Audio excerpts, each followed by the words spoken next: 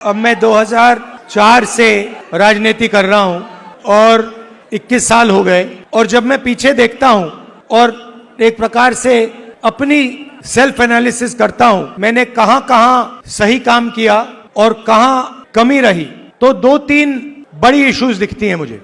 जमीन अधिग्रहण बिल किया, मनरेगा किया, भोजन का अधिकार किया, ट्राइबल बिल, न्यामगिरी की लड़ाई लड़ी, ये काम मैंने सही किया। अगर मैं थोड़ा पीछे को देखता हूं तो मुझे एक बात बिल्कुल क्लियर दिखती है कि एक चीज में मेरी कमी रही थी। क्या थी? जो ओबीसी वर्ग है उसका जिस प्रकार से मुझे प्रोटेक्शन करना था मैंने नहीं किया। मेरी रिग्रेट क्या है कि अगर मुझे आपकी हिस्ट्री के बारे में, आपकी इश्यूज के बारे में थोड़ा सा भी ज्यादा मालूम होता, मैं तभी जाति जनगणना करा देता। वो निकल गया और मैं स्टेज से कह रहा हूं वो गलती है मेरी और इस गलती को मैं ठीक करने जा रहा हूं। देश को चलाता कौन है?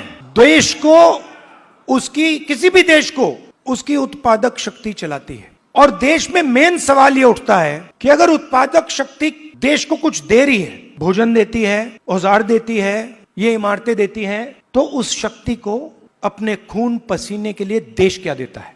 आप मेरी बहन से पूछो, कभी मिलोगे तो पूछना, अगर कभी राहुल ने किसी चीज के बारे में मन बना लिया तो उस बात को वो छोड़ेगा या नहीं छोड़ेगा, वो पूछ लो उससे।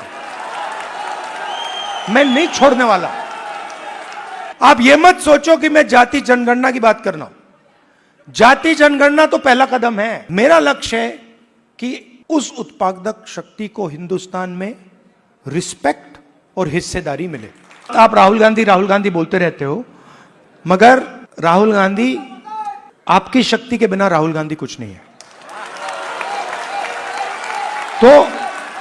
तो मेरा काम आपकी शक्ति को अलाइन करने का है।